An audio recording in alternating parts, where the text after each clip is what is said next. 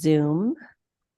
Hi, And hi there. We don't I'm see you here. yet, but hopefully the TVs will work so we can see you eventually. And I'm on here, Councilor Rios Elizabeth. I Thank have you, COVID. Elizabeth. I I hope have you feel COVID. better. Thanks Ah. for. I will. Maybe we can move that. Yeah. We're getting situated here, so I think we could do that. Yeah, that's fine. All right, we all good?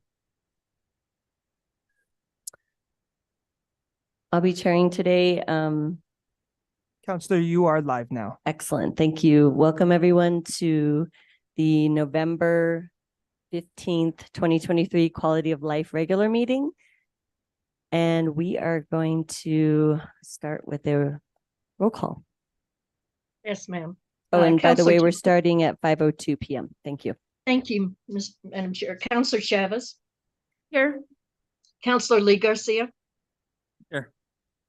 Councilor Michael Garcia. Present. Councilwoman Villarreal. Present. Chair Cassett. I'm here. You have everyone, Chair Villarreal. I should have called it that way. It's all good. Thank you. All right, we have a quorum and we'll move on to the approval of the agenda. Are there any changes from staff? No changes from staff. Any changes from the committee? Changes, Madam Chair. No? To Okay. approve. Second. All right, we have a motion second. All in favor, say aye. Aye. All right, moving on to the approval of the consent agenda. Were there any items that were pulled? Chair Villarreal and council members, item F was pulled by Councilor Cassett or Chair Cassett. Okay. Thank you. Were there any other suggestions for items to be pulled from the committee? To approve is Madam amended. Chair, Madam Chair, can you tell me that item again? I'm sorry, Councilor Garcia. Sure. It was item F as in Frank. Thank you. You got it. All right, so we have a motion Second. and a second.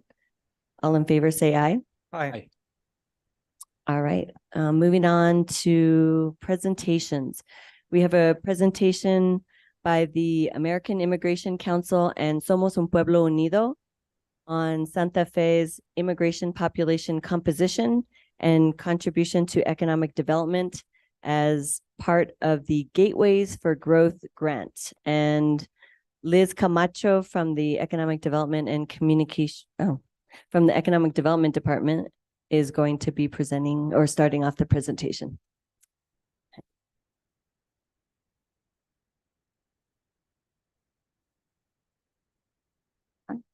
There? Oh, here we go. Yes. Thank you, Madam Chair. And thank you, Madam Chair. And congratulations to your reelection, Councilor Garcia, and also Councilor Jamie Cassett. It's exciting for us and thank you for your service.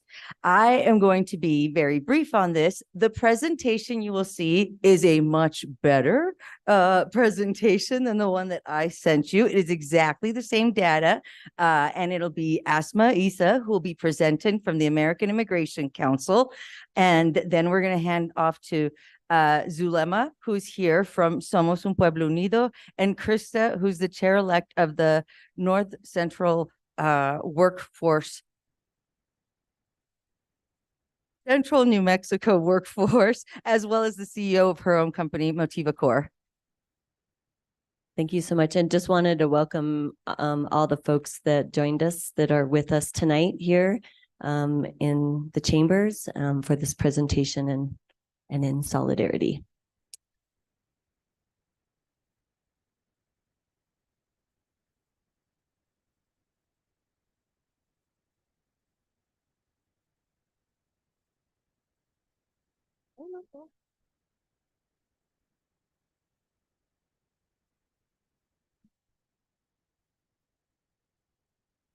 So much. Thank you, Madam Chair, and thank you, council members, for your time and for your interest in this topic. Thank you for the kind introduction, Liz. I'm grateful for all of the time you have and the interest in this work. My name is Asma Isa, and I'm the manager of state and local initiatives at the American Immigration Council. I do want to just ask, for the purposes of this presentation, I can be quite brief and run through the data, or I can spend a little bit longer time. So I just want to be respectful of everyone's time. If there's any preferences, I can go into a little bit of detail, if that's helpful. I think since we have a captive audience and there's folks that are interested, that you can go into more detail. Okay.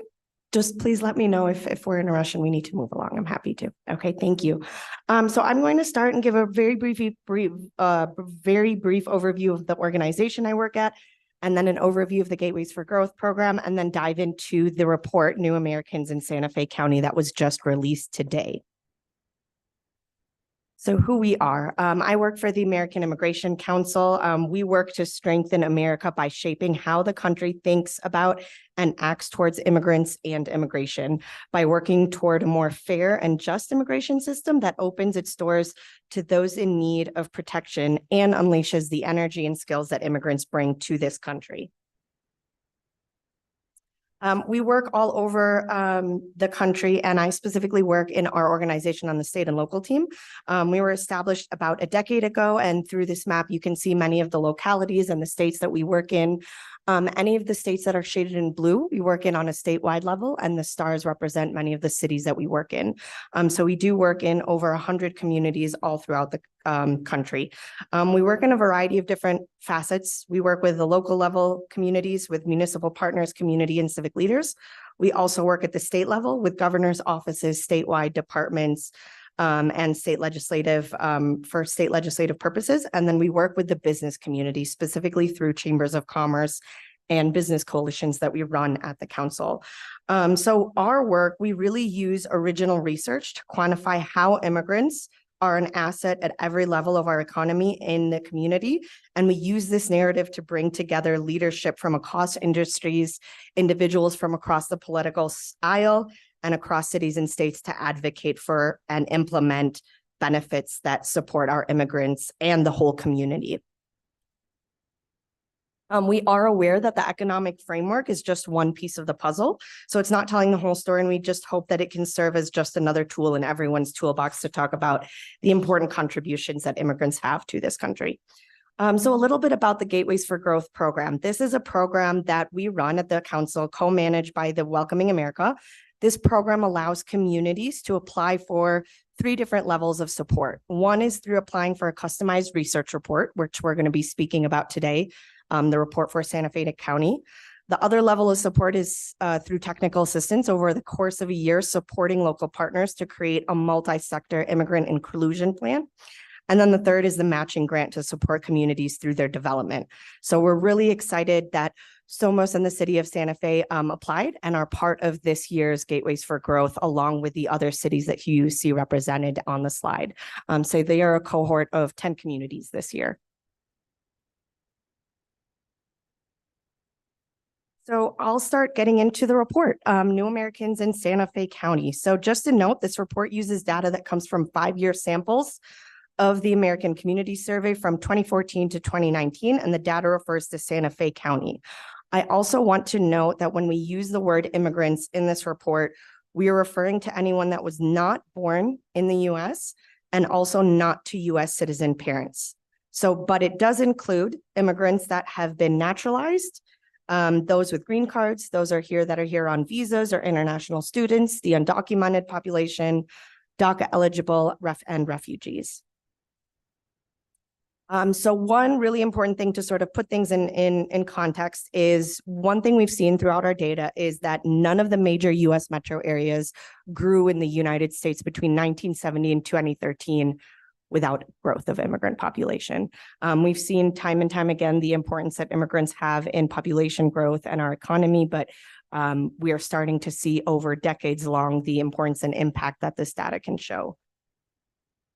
So looking at the immigrant population in Santa Fe County, we found that immigrants account for 11.1% of the population, which is just a little bit slightly below the national average of 13.6%. An interesting data point that we did find was from the years of 2014 to 2019, the overall Santa Fe County area population increased by 1.9%, whereas the immigrant population actually decreased by a little bit over 9% over that 5-year span. Our data includes some data points about the top countries of birth for immigrants in the community. The top 5 countries that we found were Mexico, Guatemala, El Salvador, Germany, and Canada. Another area that the report looks at is spending power and tax contributions of immigrant households in the county. So we found that immigrants in the area, and this is just in the year of 2019 alone, earned over 488 million in 2019. From that, 43.8 went to state and local taxes, 78.8 went to federal taxes, and this left immigrants with over 365 in spending power.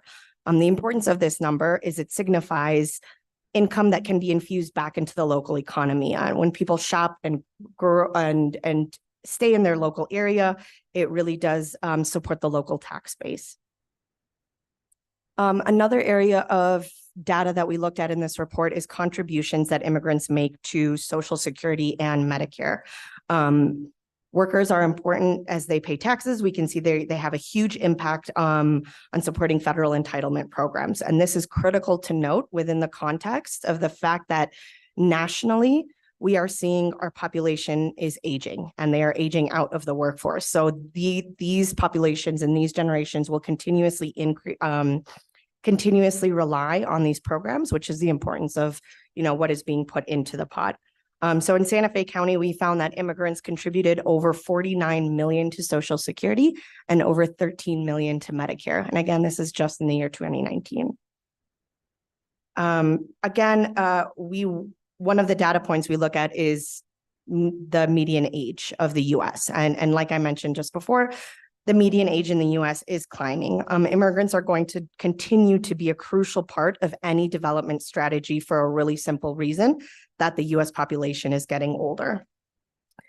When looking at immigrants in Santa Fe County, we not only found that immigrants were more likely to be of working age, but we found that 83.1% of immigrants were of working age in the county, compared to only 58% of the US born population. Another area that we looked at was the role that immigrants play in many key industries in Santa Fe County. Through our data, we found that over 28% of construction workers were immigrants, 27% of hospitality workers, 14.8% of professional service workers, 14% of general services, and 13.7% of education workers. So if we go back to the percentage of 11.1, immigrants make up 11.1% of the Santa Fe County population, but they are having an outsized role in a lot of the key industries that they work in. Another interesting area that we continuously look at through the work that we do at the council is the importance of the STEM industry. So this is one sector that has continued to grow, but it is constantly seeing a chronic shortage of workers. When looking at immigrants in the labor force in Santa Fe County, we found that 11.1% again was of the total population were immigrants, and 8.7% of STEM workers were immigrants in the county. And very important role that immigrants play in many communities, and I know specifically in this area, is entrepreneurship. So immigrants in Santa Fe are 15.2% of the entrepreneurs, and they were 1.6% more likely to be an entrepreneur than their US born counterpart. The importance of entrepreneurship, as many of the people in this room know, it drives economic stimulation. It gives people the ability to hire workers, and it also allows people to lay roots in their community once they're able to build a business.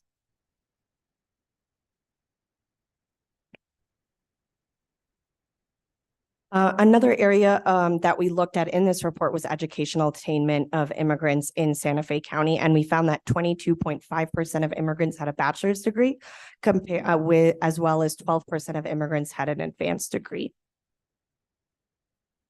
International students in Santa Fe County. So this was interesting data to look at. Not only did we find that over 200 students in colleges and universities were international students, but they contributed 2.6 million in economic contributions to the county and supported 11 jobs. One of the last areas that I'll talk to is the housing wealth in Santa Fe County. So in 2019, 65.4% of immigrant households own their own home, which is actually a higher percentage that we do find in a lot of other than compared to a lot of other areas. But this is a little bit lower when looking at the US born population in this area. And 34.6% of immigrant households were renters, paying 26 million in annual rent.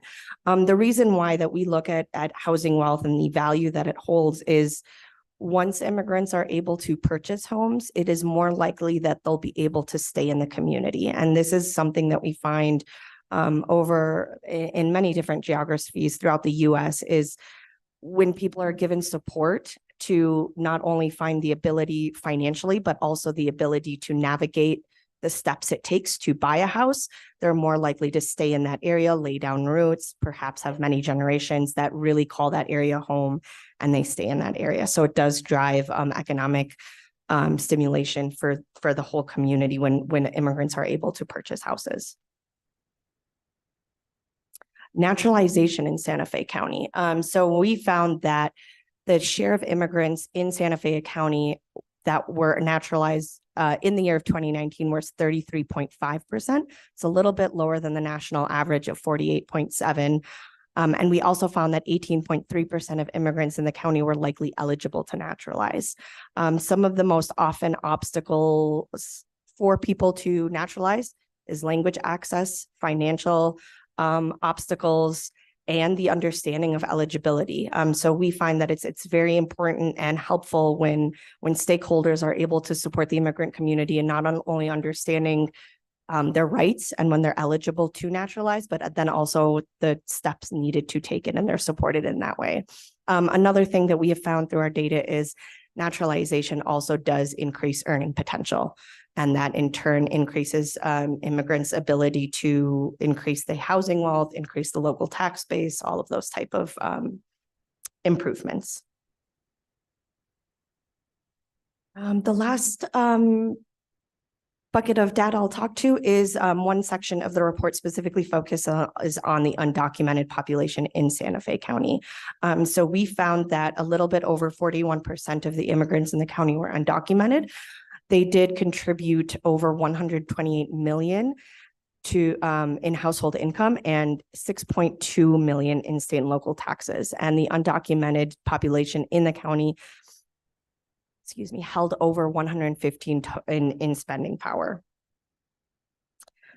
So with that, I'll wrap it up there. I just wanted to, share the overall picture that these data points give is that immigrants play an important role in the community and the economy of Santa Fe. I did want to share a few resources that our organization shares publicly on our website if anyone is interested. We just released a report that looks at the contributions of refugees in America. In this report, there are a few data points of the immigrants in New Mexico at the statewide level, if anyone is interested in looking at that. And another very exciting tool that we have is called Map the Impact. So Map the Impact is a map that's available online. It's www.maptheimpact.org. It provides top-line data on all 435 congressional districts, all 50 states, and all 100 largest metro areas across the country. And so people, when you visit that website, you're able to click around and look at the geoscope that you're interested in. I am excited to announce that we just updated this data 2 days ago. So the statewide level data is updated to reflect the most readily available data that we have to calculate these numbers. And the last resource I'll share about is the Gateways for Growth website. So as I mentioned, this is a program that the American Immigration Council and Welcoming America co-convenes. And we're very happy and fortunate that Somos and the City of Santa Fe Office of Economic Development were able to apply and receive the Gateways for Growth grant for this round. And with that, thank you. And I will wrap it up there. Thank you so much, Asma. Yes, thank you. Thank you. Do you want to keep going and then Yes, we'll I'm do happy questions to. at the end? Sure. Okay. Okay. Thank you, Asma. Good evening, members of the committee. My name is Zulema Chavero, and I'm a community organizer with the Workers Center of Somos Un Pueblo Unido here in Santa Fe. And I just want to do a little things that say a little statement about things that you probably already know. But this project is just the continuance of the work Somos and the community members and the city has done throughout 3 decades already.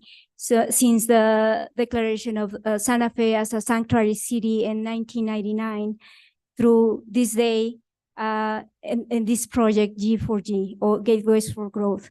So in 1999, the city passed this resolution that declares that a non-discrimination resolution that says that every person will be treated equally with respect and dignity, regardless of their immigration status. It also declares that non-municipal resources will be used to identify or apprehend any non-citizen on the sole basis of immigration status. This important resolution was reaffirmed in 2017 when the Immigration Committee passed another resolution reaffirming that Santa Fe was a sanctuary city and also added more protections against deportation of working families in our city. In 2018, the city of Santa Fe partnered with Somos as well to be part of the Cities for Citizenship initiative. It's a national initiative to promote citizenship among eligible residents in our city. And we outreach to residents that wouldn't have this information if we wouldn't reach out to them. And in the same year, the city became part of Welcoming America, which is one of the sponsors of the Gateways for Growth. And Welcoming America leads a movement of inclusive communities becoming more prosperous by ensuring everyone belongs. In 2020, the city didn't disappoint us and provide economic relief for those families that were left out by the federal government. In 2022, the city ordered or requested a comprehensive language access plan, and the report was released in August 2022. Finally, this year, we started this partnership with the Economic Development Department, and this is the what we got. This great opportunity with Gateways for Growth, and but the work is far from done. And this valuable information delivered by the New Americans in Santa Fe report has a lot of potential in terms of establishing specific strategies and their implementation that work for our city, especially in workforce development that will benefit not only immigrant workers, but all low-income workers in our city. And with that, I would like to pass it to Iris, one of our members that would like to share a little testimony, if you don't mind. Please, thank you, Zulema. She'll do it in Spanish, and then Denise will do the interpretation in English. Thank you. Thank you. Buenas tardes, miembros del comité. Mi nombre es Iris Madelia Layorosco. Soy miembro del Centro de Trabajadores de Somos Un Pueblo Unido. Yo me uní desde el 2005. Soy de Guatemala, de un pueblo pequeño. Vengo de ese país. Vine, ¿verdad?, aquí a Santa Fe con, como decimos, con el sueño americano, a trabajar, a hacer algo, ¿verdad?, para nuestras familias.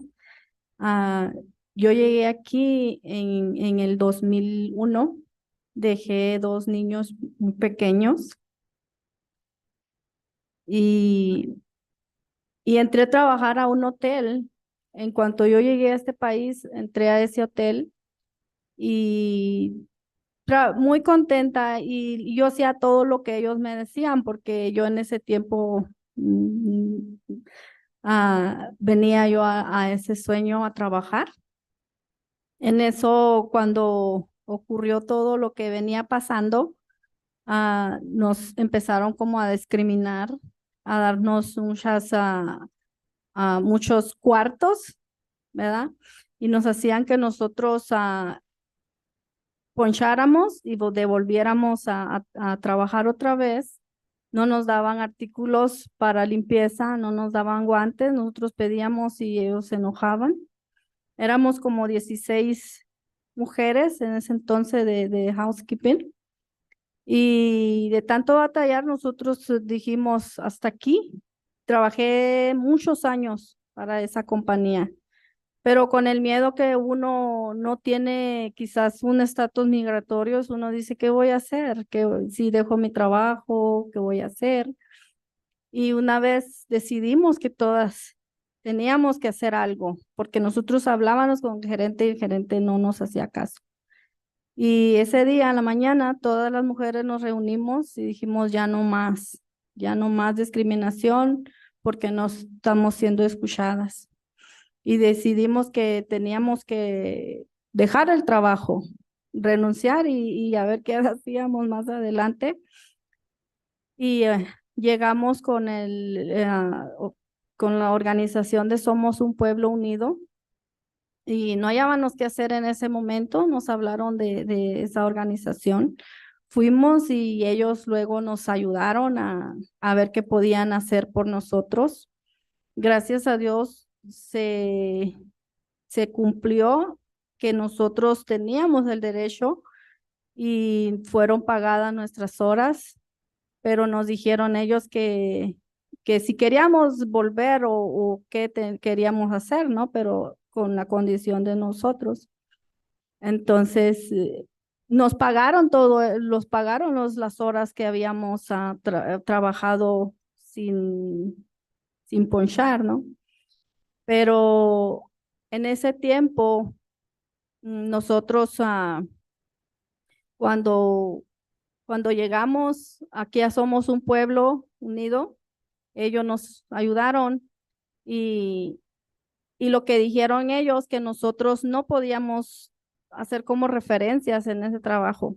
Dijeron, váyanse y no vamos a poner referencias. Yo llegaba a un hotel y ¿de dónde vienes? Y no podía yo decir el nombre del hotel. Entonces yo fui discriminada en otro hotel, fui porque trabajaba una señora ahí que era de recursos humanos, ella me conocía y dijo, no, dijo, ella es muy buena trabajadora, pero eso pasó y agárrala.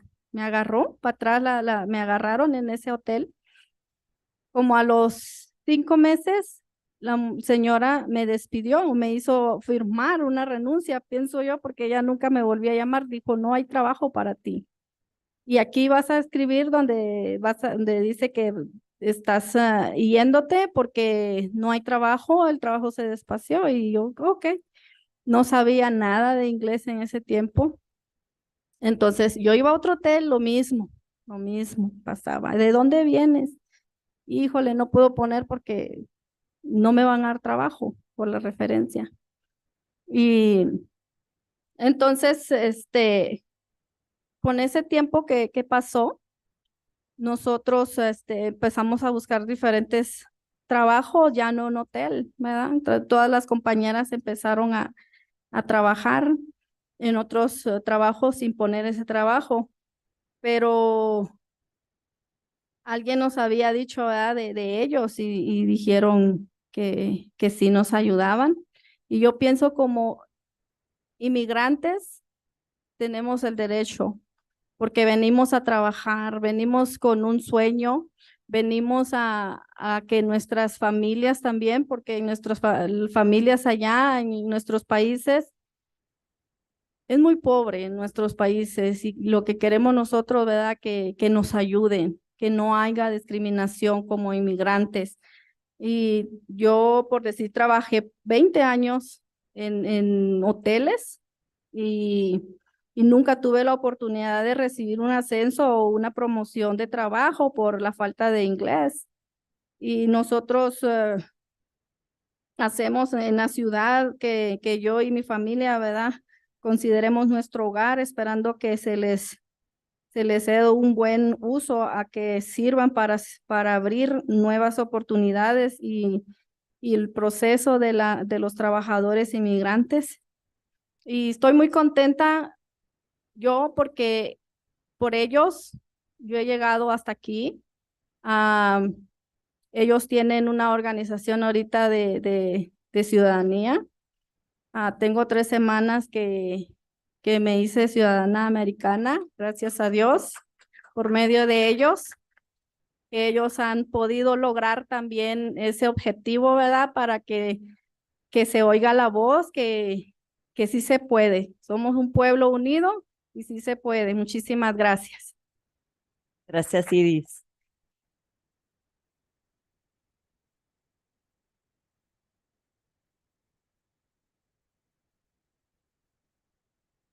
Now for the English interpretation. My name is Iris Madeli, and I am a member of Somos Un Pueblo Unido, and I joined the Workers Center since 2005 with the same organization. I am from a small town in Guatemala. I came to Santa Fe in 2001 following the American dream, coming here to work. I did leave 2 small children behind. I started working in Santa Fe in a hotel. I was happy to do everything that they told me. I was just happy to have work. Afterwards, a lot of things happened. After many years of struggling, my colleagues and I decided to put a stop to everything that we were living through. There were 16 of us, 16 women. We faced discrimination. We were not given any cleaning supplies or gloves. The manager would get angry when we would ask for such things. We were asked to punch in and then continue working.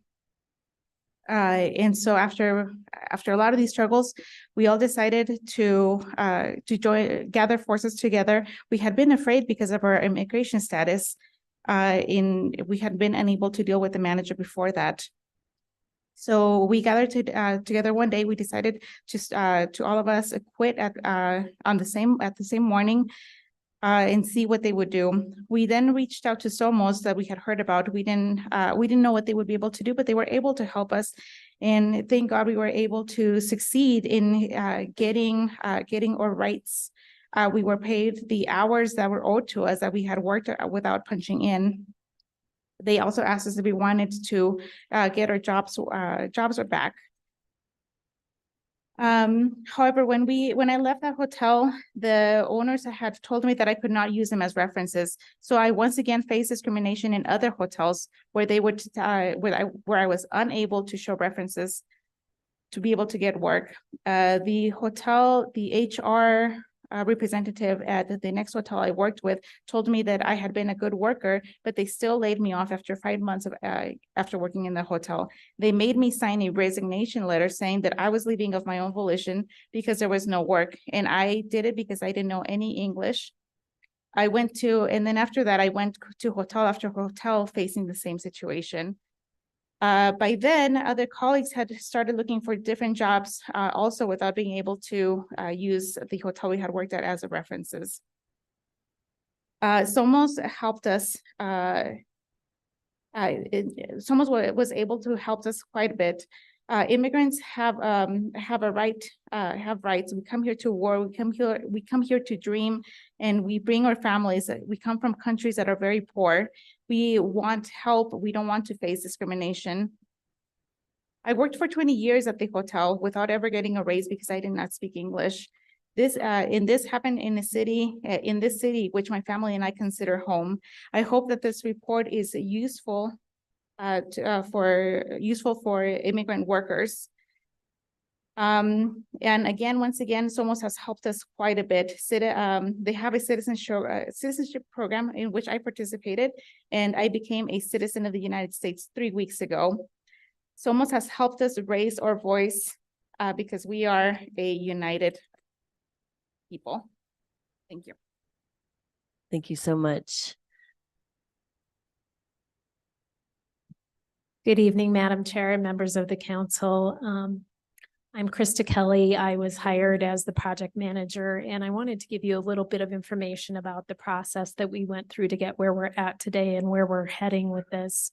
So from the beginning, it was made clear that we wanted a data-informed, immigrant-informed process, and also wanted key stakeholders at the table to help inform our strategies that we came up with. And what we did is we worked very closely with the Northern Area Local Workforce Board to identify specific demographics and statistics related to growth industries in Santa Fe, in the city of Santa Fe, not Santa Fe County, but in the city of Santa Fe. And what we did is we found that healthcare, accommodations, education, construction, entrepreneurship, and recreation and tourism were the top industries for growth. And from that, we identified key stakeholders, and some of those stakeholders included Christus St. Vincent Presbyterian Medical Services, the Lodgers Association, Restaurant Association, Santa Fe Public Schools, Growing Up New Mexico, Santa Fe Community College, Santa Fe Chamber of Commerce, Santa Fe Home Builders Association, and I could go on with quite a list, in addition to the Northern Area Local Workforce Development Board and former Mayor David Koss. All of those individuals then formed the working group, including many immigrant workers who work in those industries as well. We then sat down to develop strategies related to economic development and how we could better support immigrants in economic development in Santa Fe. And those strategies were then developed. From that point, we wanted to determine that we were indeed on the right track with what the working group came up with as far as strategies. So we developed a survey that was then distributed to immigrants in each of those industries. And some of the results of that survey came back. And some of the things that were quite evident from the survey were things like support with childcare, transportation, better routes, better childcare hours for workers. But one of the most prevalent data points that came back was that immigrants needed access to English language courses during their working hours and resources to take those English language courses, in addition to job training and tools for work. So job training was a big thing with immigrants being able to access job training resources and better have that during their working hours rather than late hours when they would have to find transportation and childcare and things like that.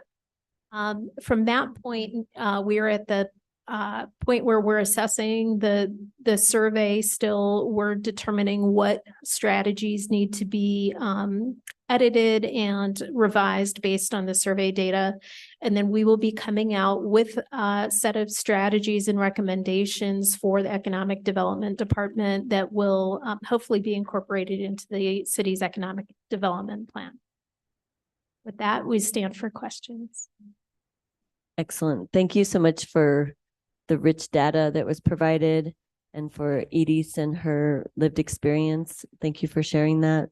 And Zulema just reminding us about the history that that we've been part of in terms of policy making. And I've been very grateful to work with many of you through the 8 years that I was on council. And so just really excited to see so many different facets moving forward, and the Ciudadanía, is that the Ciudadanía Ya program that I think has been very beneficial for Santa Fe. So with that, I'm going to open it up for questions from my colleagues. First, Councilor Garcia, Lee Garcia. Thank you, Madam Chair. Estoy muy feliz de mirar mucha gente aquí, nuestra gente que especialmente yo vivo ahí en el sur del Santa Fe y conozco mucho de ustedes. Y la razón es de que cuando estamos ahí juntos, miramos que andan todos trabajando, andan todos queriendo hacer mejor para su ustedes, para sus familias y es todo. Tiene un orgullo muy, muy fuerte, muy humilde, fuerte y un comunidad unido y un pueblo unido es un nombre muy, muy exactamente perfecto. I just wanted to say thank you for the presentations and I see that the immigrant community is a community that I do hold near to my heart because I've lived amongst many, having a business on the south side and also working amongst them.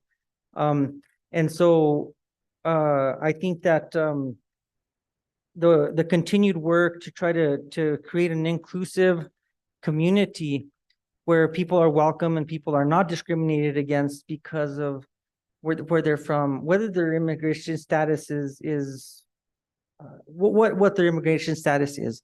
And I think that there's a lot of work to be done in those areas. And the statistics, I appreciate those because a lot of times we just see, you know, they're here working, but we don't know how, I guess, what the actual numbers are. And so they're contributors to our communities. They're here working hard just to better their lives. And so, you know, one of the things in the areas that I noticed that was pretty large is 41% that are undocumented. And what processes and help is there for them to really truly, because they want to be there, they want to have those work visas, they want to be here. And so, you know, I do appreciate the protections that are put there for people that are striving and contributing to our communities. So again, I thank you for the presentation. Thank you for the you know, the actual data that was presented. And para todos ustedes que vinieron aquí esta noche para estar aquí con nosotros, es un placer, es un orgullo y estoy muy feliz de mirar todos ustedes. Gracias. Thank you, Councilor Garcia. I see Councilwoman Cassett's hand up. Thank you so much, Madam Chair, and thank you everybody for being here. Really appreciate this presentation, this work that's being done. Sorry, the Zoom has updated and now it tells me that it's going to lower my hand automatically. So that's good to know. Sorry, that distracted me. But I really do appreciate you coming in and giving this presentation. First, a request, if possible, I would love for the PowerPoint to be added to PrimeGov. So if we can get that and make sure that it's up there. I don't have a PowerPoint there. I have data. Councilor Garcia, you're looking like maybe you have it. I think we have an older version, and I think the ones with the infographics and the I think the new one we can definitely upload and send to this committee. Wonderful. One thing that I'd be really curious about, and I'm guessing that we don't have this information now, was taking a look at housing. And that data came from 2019. And as we all know, over the last 4 years, the shifts in housing in the city of Santa Fe have been immense. So would it be possible? Is that something that will be explored soon? I'd actually be really curious to see also the comparison between 2019 and now.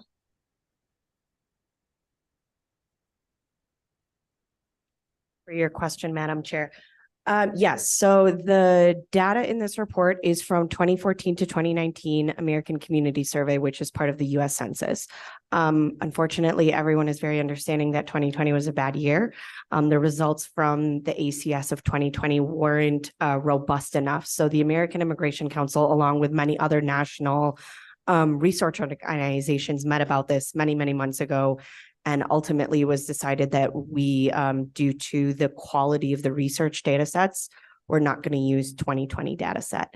That being said, 2021 is starting to be released, and over the next few years, it is a little bit of a lag. So if you are interested in those type of numbers, I would say starting in 2024, 2025, you can start looking back and looking at 2020 moving out. The more years you have to look at this data. It'll give you a more robust understanding of the trends that are going on. But yes, we are hopeful that in the years to come, we'll be able to reflect quite accurately on the impacts that COVID had to all communities, but specifically the immigrant community. Yeah, wonderful. Thank you. I appreciate that because again, we've seen such a shift. I'm sorry, it looks like you had something to add. Go ahead. Madam Chair, Councilor Cassett. Yes, we did also include that question in the surveys that were administered to immigrants. So we do have data on that. However, we have not released that data yet, but you will have access to all of that data related to affordable housing. That was one of the biggest issues that came up as well. Wonderful. Thank you so much. Really, really appreciate that. And then of course, understanding, what that displacement may have looked like for the immigrant population would be important, I think, for us. The last is a comment, not a question, but I thought that including the tax contributions of immigrants was extremely important. I think one of the common misconceptions that we frequently hear is people saying that immigrants are not contributing to our publicly funded services and that they're just utilizing them. And so I just wanted to highlight that for anybody who's watching to, go back, take a look at those numbers. And that's a false conception. There are these incredible contributions to, as you mentioned, Medicare and Social Security and these programs and services that are supporting, many of our older population and, services that support all of us. So thank you for including that. And I really want to make sure that we continue to counter that narrative because I think it is a very important one to counter. So, and that is all. So thank you, Madam Chair. Back to you. Thanks. Thank you, Councilor Cassett. I'm going to move on to Councilor Michael Garcia. Thank you, Madam Chair. Thank you to the presenters. Really appreciate all this information. Guess one quick question is the report. I know it's hot off the press today. Are we going to be able to receive a copy of that? Because what's in the... Yes, I can give you guys the URL. Also, if you have your camera handy, this QR code on the presentation slide will pull it up as well. But yes, the website went live today. I can share it with you. When you access that website, it'll be a description of the program, the partners that were involved, and then you can click on a button and download the report, and it's accessible to everyone that accesses the link.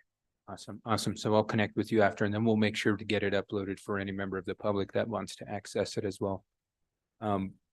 Next question, and I guess this is for anybody that spoke tonight. I know that there's collaborative opportunities and we're working together right now, but how can we strengthen this partnership? I know it's a very big, broad question, but what can we do better? What resources are needed? Thank you, Counselor. I think that was one of the important things about Krista really presenting about how we will be moving forward. So we will be reviewing legislation regarding economic development plans and how we can move those forward. So we expect our report to be ready in the winter. So that should be in the upcoming months. Holiday season, needs a little leeway sometimes, but and then from there, I think I wanted to make sure that you were updated at every stage, and so then you don't get all the information at once. But the next step for us would be presenting a plan of actions, and maybe also one of the things that would be key is not only what the strategies are, but whom it is with whom we can collaborate for those strategies to really come to life, and prioritize them. Okay, thank you. And so as you present the plan of actions, if there's resources needed, Rich, intent, I would say, let's make sure as we begin the fiscal year 25 budgeting process, let's begin to have those conversations, because again, we want to make sure that we're fully funding this opportunity and collaborative approach. And I don't want us to have resources be the reason why we can't further progress on this. As the public has saw, I mean, we have an excess in GRT of $16 million for this year. We haven't, I know it's been proposed how we spend that money, but we haven't allocated that money yet. So there's plenty of opportunity ahead. So with that, no other questions. Thank you, everybody, for showing up tonight. Really appreciate it, and keep up the great work. Thank you, Counselor. Any other comments or questions?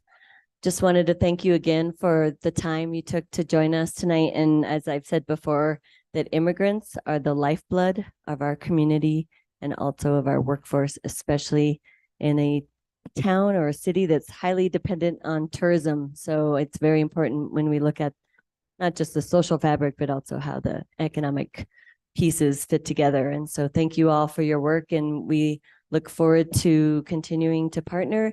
I think I did have one question, and I'm not sure who can answer this. Is the Immigration Committee active now, and why or why not? Madam Chair, I'll take a stab at that. It is not active currently. We have had so many incredible members over the years when it first launched, and Zulema mentioned some of the incredible groundbreaking policy work that was done by that committee. I think the pandemic exhausted everyone. This is my personal view of it, and people were doing very important work in other realms, some of those folks, but we remain ready when members, former members and potential future members of our Immigration Committee would like to reconvene. Please reach out to me, to Julie Sanchez, and to our staff in Community Health and Safety, because we're standing by and prepared to relaunch the Immigration Committee. Yeah, I think there's been a need and desire, and I'm not sure who goes about doing that, but if you are going to be the contact for folks that want to continue, I think it has been and will continue to be a very important committee for the city. So I encourage Somos and whoever else was part of that team to continue looking at how we can revive that committee. Thank you. Thank you. All right. Thank you all for being here. And we're going to be, thank you. Moving on to our consent agenda. We have one item pulled. It is item F as in Frank, consideration of a bill number 2023-2024. It's a bill amending SFCC 1987, Section 14-5.2 to authorize the Historic Districts Review Board to approve additional exceptions, including exceptions for signs and murals, and to remove certain administrative requirements for land use staff approvals and disapprovals of signs and murals. And we have Heather Lamboy from the Land Use Department, the Assistant Land Use Director, presenting. Or maybe we should do a quick presentation first to just talk about what this is, and then we'll go to Councilor Cassett's questions. I just had a few clarifying questions as well. Thank you. Thank you, Chair Villarreal. With reference to the text amendment, I just have a few slides, but I just wanted to overall make a clear presentation of what it is. It's always hard to read a bill. So this issue came up actually in November of 2022. Let me see, I need to get the slideshow up. But anyway, the first slide has the Peterson Center at St. John's College. And the Peterson Center wanted to expand. The St. John's College faculty wants the Peterson Center to have more services available, including an expansion of the bookstore and some other lounge areas for the students. Sorry to interrupt, but is there a slide presentation up? And if so, can we get it on the screen? Great, thank you. Thank you. All right. And so the Peterson Center is a significant building and needed exceptions in order to do the additions. You've recently seen a lot of exceptions. So it was determined that we had not been applying the code correctly for quite some while. And so there was a effort to have a policy that was developed, but it just was never completed. So and then of course this would be addressed in a larger code update, which was planned. So in this particular case, in order to allow the Historic Districts Review Board to grant exceptions for design, preservation, and signage, as well as height, the proposed changes will accommodate for all of those things. Right now, the H Board only has the authority to grant exceptions for height. The ordinance, as I stated, in November 2022, the ordinance was not or I'm sorry, it was required that we change the ordinance. And so we as city staff have been working with the city attorney's office as well as others to come up with the standards. So I know this text is pretty small, but the height amendment that was done in the 1990s allowed for the board being the administrative board reviewing and granting or denying exceptions from those standards, those height standards. And what we're doing is using the exact same language, but folding in the historic preservation standards, those design standards like from the West Side Guadalupe Historic District or the Downtown East Side and the like, as well as signage standards. The sign code has a specific section that deals with signs in the historic districts. As it was written in 1998, the height ordinance provided for 6 approval criteria, and that was intended for the height to be have certain findings so that when the board rendered a decision, it would be a little more comprehensive, and also with height, the special circumstances or unique circumstances of the property would also be considered as part of the overall decision regarding height exceptions. For preservation, design, and signage, there's only 3 criteria. These criteria are not going to be changed. And they're very general as to not damaging the character of the district, preventing a hardship to the applicant or a threat or injury to the public welfare, and strengthens the character of the city by providing a full range of design options. So the sign changes that we are trying to make as staff at the current time is that approval or disapproval of signs are managed by the staff of the planning division. And only in the case of an exception to a sign size or an appeal of a staff decision, the Historic Districts Review Board would hear anything related to signage. All of those others that comply with code would be approved by the city staff. There was a requirement in the code that was added that the Historic Districts Review Board should have a report of those approvals or disapprovals. Practice changed over time. If something meets code, there's not really any reason to have that brought to the Historic Board unless there was an appeal of that decision. And so the reporting hasn't been done, and this has been identified as a cleanup item so that the board only manages those things that deviate from the rules. So last night we had the Historic Districts Review Board meeting where there's a recommendation that was made. And the recommendation was that the only change to the code would be the granting of exceptions. So nothing to do with the signage. There was concern that was raised regarding this would be most appropriately addressed in phase 2 of the zoning code update, because there are substantive issues related to signage and the desire to refine those standards. And then there was a minor correction on code citation that was recommended as well. The public comment process from the City Council to the Historic Districts Review Board has been such that there also is shared concern about making any changes to the signage code. So therefore, the recommendation from the public, those who spoke anyway at the meetings, was that would be excluded and dealt with the overall code update, and to only change the authority that is granted to the board to include preservation, design, and signage standards. This case will be heard, or the text amendment will be considered by the Public Works Committee on November 27th, and then it will be going back to the full governing body for review and approval on December 13th. And that concludes my presentation. Thank you, Director Lemboy. That was helpful. And just to be clear, the H board, their suggested changes, will that be reflected in forms of amendments or that counselors have to make, or staff is making those adjustments, or how is that going to work?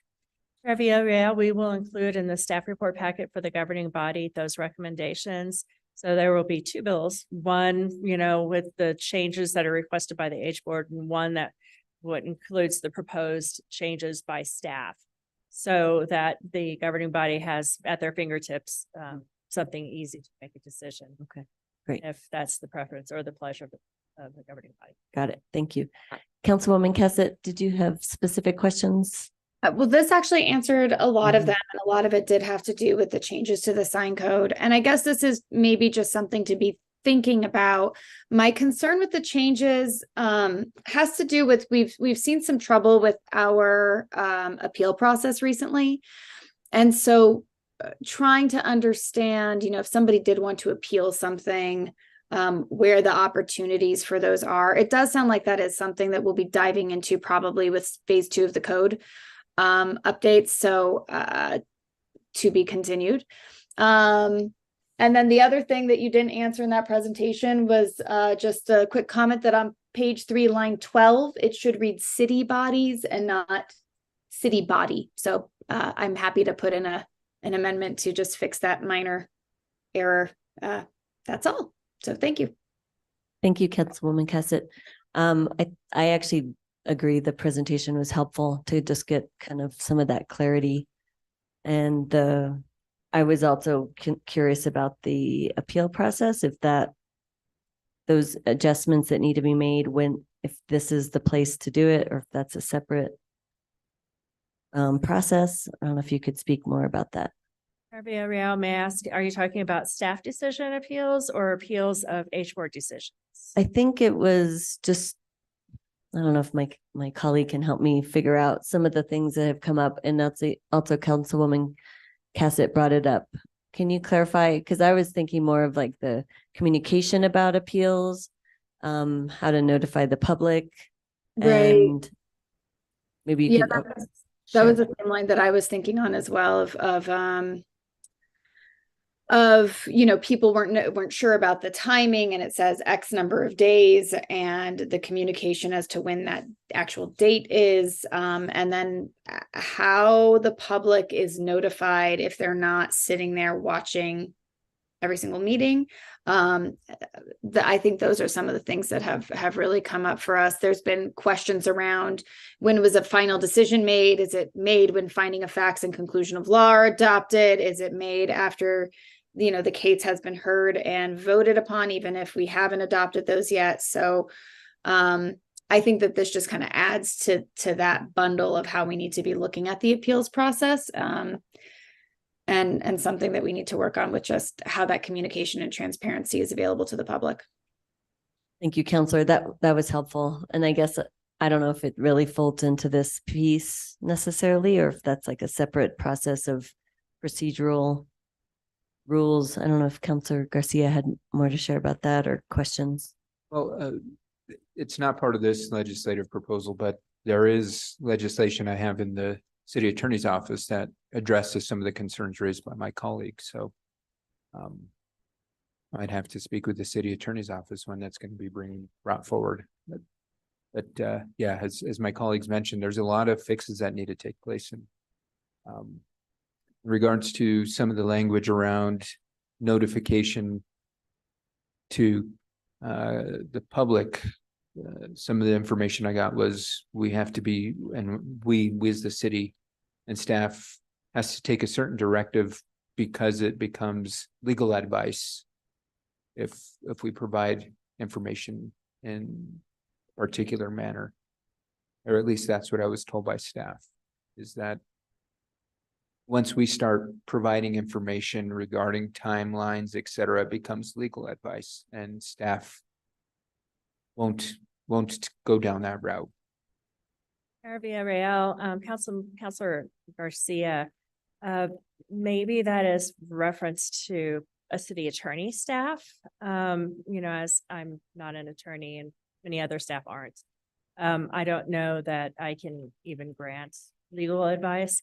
One of the things that we do both at the Planning Commission as well as the Historic Districts Review Board is the chair will at the beginning say that any decision can be appealed and sort of give the guidelines for it. We don't get down to the granular level of after the findings of fact are approved and also that many days beyond that. So, maybe what we can do is put some language on the agendas that may be helpful, but we can also brainstorm other options, maybe refining the comments made by the chairs of those commissions. No other comments. Thank you, Madam Chair. Thank you. Any other questions or questions of this item? No, we're good. Okay. So what is the wish of the committee? Move to approve. Second. We have a motion and second. Do I need to do a roll call? Yes, ma'am. Okay, that's right. Counselor Chavez, Yes. Counselor Lee Garcia, Yes. Counselor Michael Garcia, Yes. Counselor Cassett, Yes. Chair Villarreal, Yes, motion passes. thank you. All right, moving on to, we don't have any action items for discussion, no executive session. Moving on to matters from staff. Madam Chair, members of the committee, thanks. I wanted to just mention that tonight at our teen center, where we now have 340 registered teens using the center, the staff are giving away Thanksgiving bags for teens to take home to their families on a first come, first served basis. So we started at 4. I don't know how. I hope there's still some left. If anyone's listening out there, run over to the teen center and get some good groceries and help your family cook Thanksgiving dinner. And also I wanted to announce and reiterate that the Community Health and Safety Department is with community partners sponsoring the annual toy drive for children in northern New Mexico. And we ask that folks who want to support that can bring unwrapped toys. You can get a list of what toys are recommended at exittoydrive.com, as well as the partnering businesses that are sponsoring, co-sponsoring that wonderful event. And for those who would like to drop off an unwrapped gift for a child in need, you can do so at Fire Station 1, 3, 5, or in the mayor's office, as well as at a lot of participating area businesses. And then I also wanted to mention that we are doing turkey bingo for teens next Friday at the teen center from 5:30 to 7. And we have a lot of good holiday stuff coming up. Finally, I just wanted to say that in the Community Health and Safety Department, as you know, we have about 665 employees. We're doing incredible work. But I was also very touched this week earlier when, as often happens, employees from other departments reach out to us for partnership. And this week, I just wanted to give a shout out to Tomas Martinez in Transit and Gabriel Chavez, his new leader there, and their team, because and to the bus drivers and to our bus drivers who are really on the front lines of meeting community need, not only in terms of driving people to where they need to go and making sure of that, but also asking for training in Narcan, was the topic of our meeting this week. But a bigger topic was really about how they can provide resources to people who use our transit system. So that's a typical example of the joy of being in this department, where people think of us as the people department, but almost every department in the city is the people department. And there are so many dedicated city employees. And who is our city? Our city is these folks. And this time of year brings that out. And people do wonderful things at this time of year, but they're doing it all year round. So shout out to the people who are serving the people. Thank you. Amen. Thank you, Director Ochoa. Any other updates? Madam Chair, members of the council, good evening. I do have a couple of updates. Last weekend, we sponsored a global creative experience conference that happened here, mainly at the School of the Arts. And they had a number of speakers from around the world. There were, I think altogether, there was 24 different speakers. One of the takeaways I had was that there was a group here from the South and from Texas who were talking about digital twins. And digital twins is just a new platform that incorporates artificial intelligence and augmented reality to help public works, public utilities, and our development plans figure out the what ifs, looking at traffic data, looking at accidents, looking at demographics, looking at the space plans, et cetera, and the GIS. And it allows this new way for us to figure out how to make sure that we address some concerns that we're not thinking of, so we can get the what ifs in it. So one of the items that's on this unanticipated revenue selection is the Public Utilities Group is asking for some funding to get that platform together. So we're looking forward to doing that and seeing where other departments can start to consolidate data so that we can talk about the what if questions as we plan for the future of the city. Secondly, the Economic Development Department also was a sponsor of an impact investing conference with the Lincoln Institute, just finished today.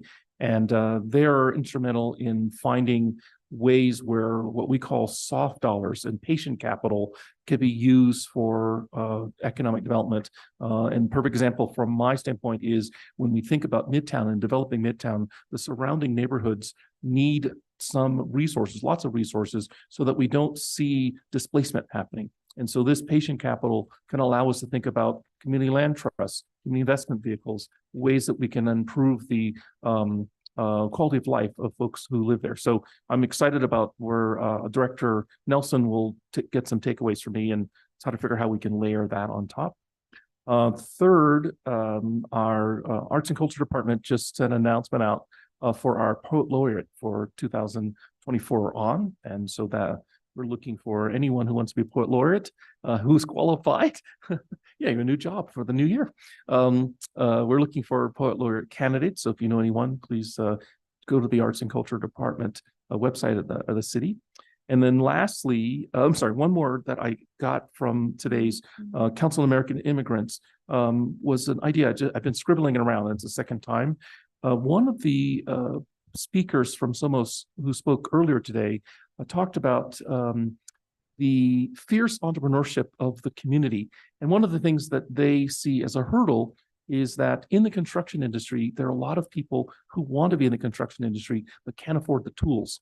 And so in the back of my head, I'm thinking, as we look at the library of the future, this might be something we could do, to have a lending library of construction tools for those we try to train in our workforce, so that we can address this massive need we're going to need for housing and just for the development of Midtown. So that was something that was very exciting about what we talked about in that study this morning, and they had a press conference. Lastly, it's unofficial, but I got an email that I'm still reading through that the temporary traffic light at Beckner and Richards may be live, ready to go by the week of the 27th of November. So I will get that confirmed through Public Works, but I did get copied on something as I was coming here today. It said that they are working through how to make that temporary traffic light work at Richards and Beckner, which I think will be exciting for folks who live in that neighborhood. So, so I'll leave that on that top note. So thank you very much. That's great news. Thank you, Director Brown, and for all that you shared, all the fun, exciting things happening. Anything else from staff? Nothing from me, Madam Chair. All right, moving on to matters from the committee. Okay, and there's nothing from Councilor Cassett? Nope. And nothing from me. So the next meeting will be on Wednesday, December 6th, 2023, and we're adjourned at 6:14. Thank you, everybody.